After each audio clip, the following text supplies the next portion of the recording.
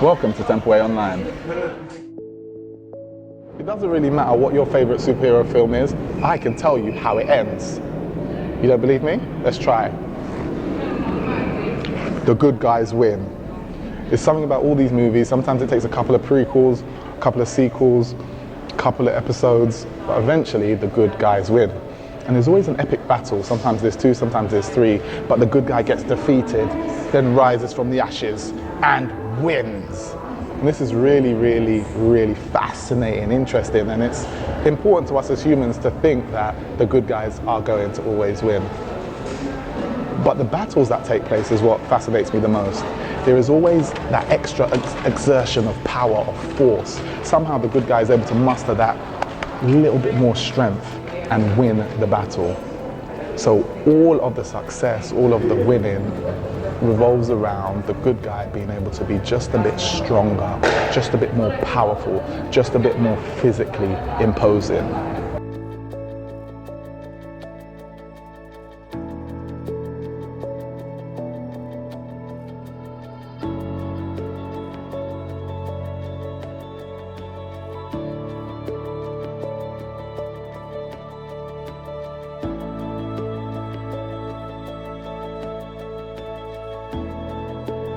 In real life, it doesn't work like that, my friends.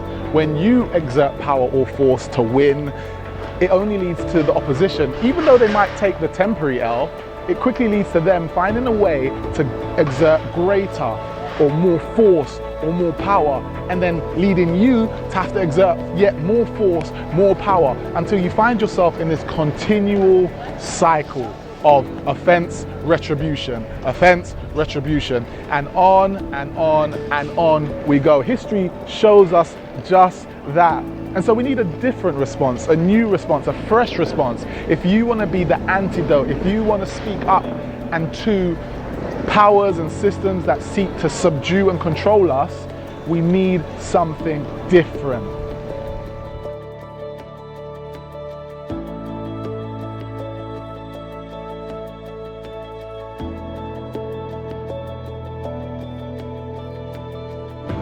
It's why people like Mahatma Gandhi, Martin Luther King, Nelson Mandela, the big three, it's why they are so compelling.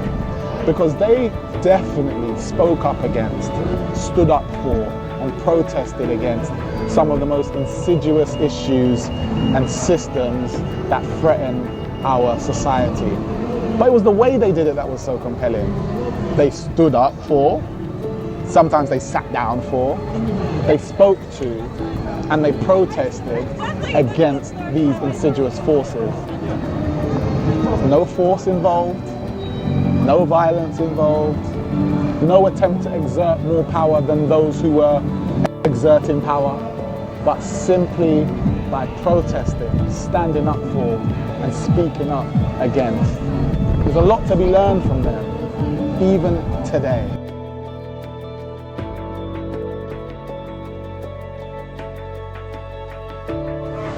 Which brings us right here to Trafalgar Square, the home of the British protest. Be it Occupy London, be it students protesting against the increase in student fees, or be it Extinction Rebellion, raising awareness about climate change that's happening right now. Sorry. That's fine. The reality is that protest is still and will always be one of our most powerful superpowers. Because the reality is, you can stand up, you can sit down, you can use your voice. And what excuse really do you have if there is something that needs to be changed, if there is awareness that needs to be raised? Why won't we use our voice? The most compelling thing about this way of speaking to power is that there's no force involved. The people here are here by choice, by freedom, and that is what makes it so powerful.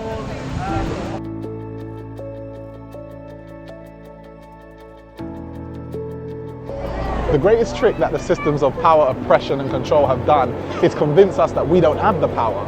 They tell us that our face doesn't fit, that we're too weak, that we're the wrong gender, the wrong sex, that we don't belong to the right group of people, that we cannot make a difference. And what happens then is we don't unite, and we don't come together, and we don't speak up, because we don't believe we can. But I'm here to tell you, my friends, that smoke screens, it's just not true. You always have your feet, your hands, your voice. You can always speak up, stand up, march, sit down. You can always use what you have to do what needs to be done. And that is true power. Not by force, not by exertion, but by using what you have, by using your voice. But you see, standing up for what you believe in, standing up for freedom, standing up for the rights of others, all of these things are really important. Freedom in particular has a special resonance for me because when I think about life and I look around life, you know, there is no entity, no group of people, no person who really is 100% serious about giving you complete freedom. I mean, let's think about it. If it's school, they want to control you. If it's church, they definitely want to control you. Your parents, yeah, they want to control you. Your kids, they want to control you. Your spouse, they want to control you. Every single individual in your life, in little ways and in bigger ways, from big business to your little baby who wants your undivided attention, they're all trying to get a piece of your freedom, a piece of control over you. But the reality is,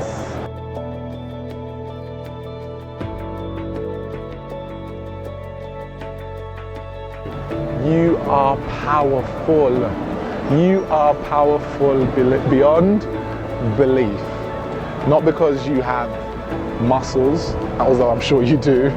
Not because you're the smartest or not for any of those simple reasons, but simply because you have a voice. And so the question is, will you use it?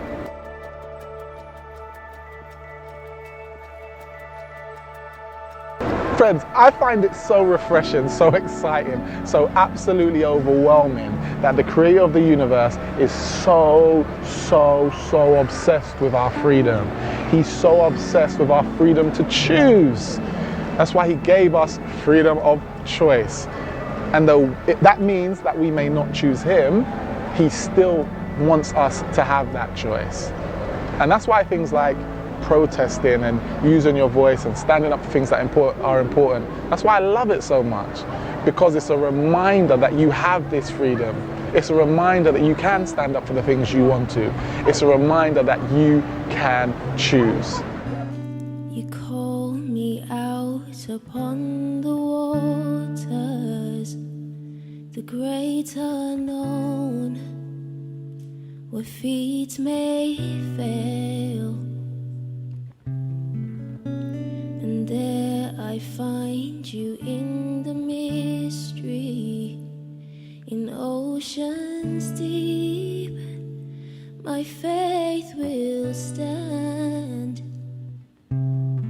and I will call upon your name, and keep my eyes above the waves. When oceans rise, my soul will rest in your embrace, for I am yours, and you are mine.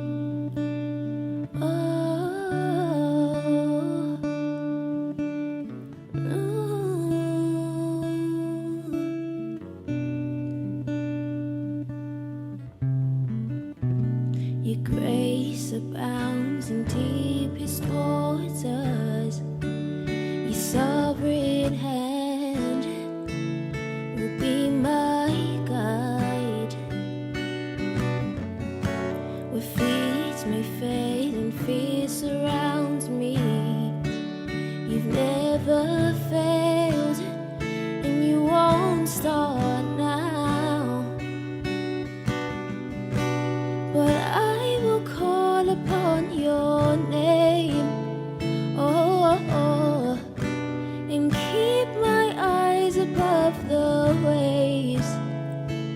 When oceans rise, my soul will rest in your embrace, for I am yours, and you are mine. Spirit, lead me where my trust is without borders. Let me walk across the waters, wherever you may call me.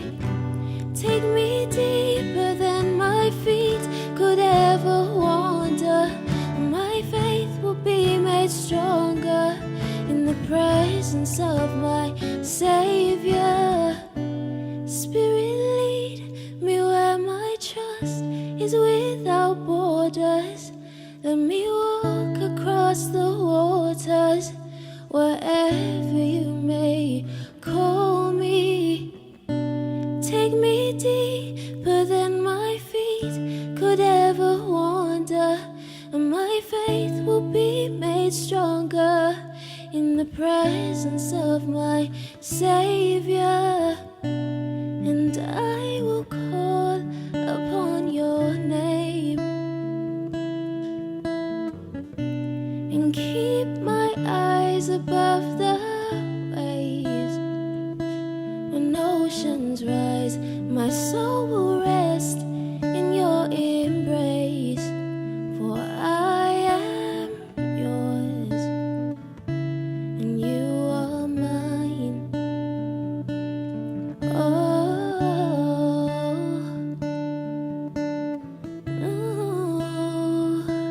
you are mine. You waited till the end. Well done. I see you've seen a Marvel film or two.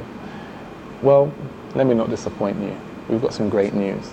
If you've enjoyed Templeway Online, if you've enjoyed being part of these messages and now you'd like to meet some of us, why not head down to Chicken Shed Theatre this Saturday, that's October the 12th?